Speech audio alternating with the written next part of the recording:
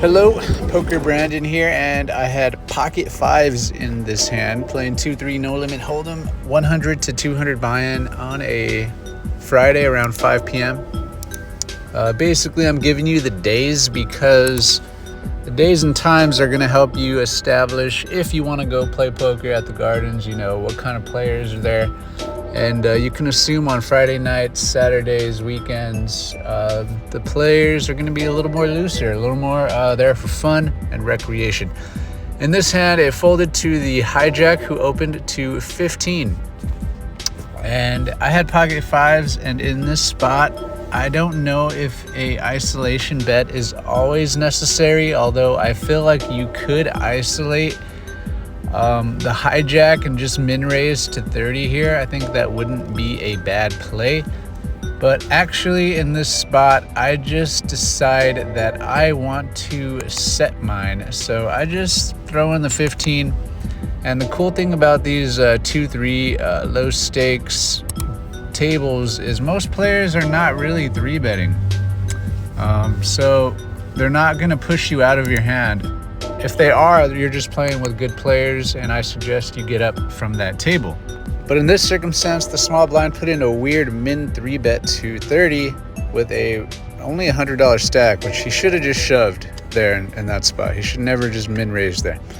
And then a hijack decides he's going to call, and I can't fold now. Like, it doesn't feel like you have the best hand. Like in this spot, it does really feel like I don't have the best hand, unless both players have like ace king, ace queen, ace jacks type hands.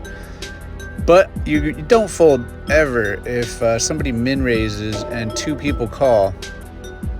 I guess unless the person to your left looks like they are about to raise. Like if you're like, as you're grabbing your chips, you could see them counting out like a big stack of chips. Like, okay, and then you can fold, but don't ever fold. So I actually do what is common, and I call, and then button calls, and we go to a 4-8-9 flop. So in this spot, the recreational player who min raised to 30 as a 3-bet, that was a little bit weird, right? It's a little bit irrational, not logical. It was a clear sign that this player was not a pro. Now, when he put out the min raise to 30 pre-flop, I got the vibe that he had like an ace king hand, and I feel like players with ace king post-flop, they just don't know what to do with it. And in this circumstance, he just shoved his whole stack in pretty quickly. Hijack folded, and action is on me. And because I put my opponent specifically on ace king, and I put him as the type of guy who just doesn't know what to do with it, already put in 30 and doesn't want to fold, and now he's just shoving, I feel like my hand might be good. And I do what is a little bit of an angle, but I mean, if I'm wrong for it, tell me in the comments. But I take my chips out like I'm gonna call, and I look at what my opponent is gonna do on the button, and he looks like he's gonna fold. So I end up making the call, knowing that my opponent on the button will fold. So we end up going heads up to a run out, and the turn is going to be a 9. River will be a king. And I feel like I just got beat on the river, but my opponent doesn't show ace king, he shows ace 3. So I win.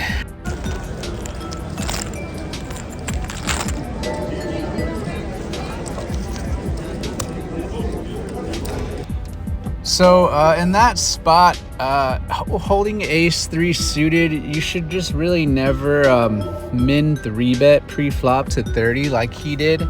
If anything, just jam it pre-flop, and maybe I even would have called that, but still, like, you want to jam that hand because you don't want calls, and you want to isolate. You don't want to go 4 ways to a flop like he did.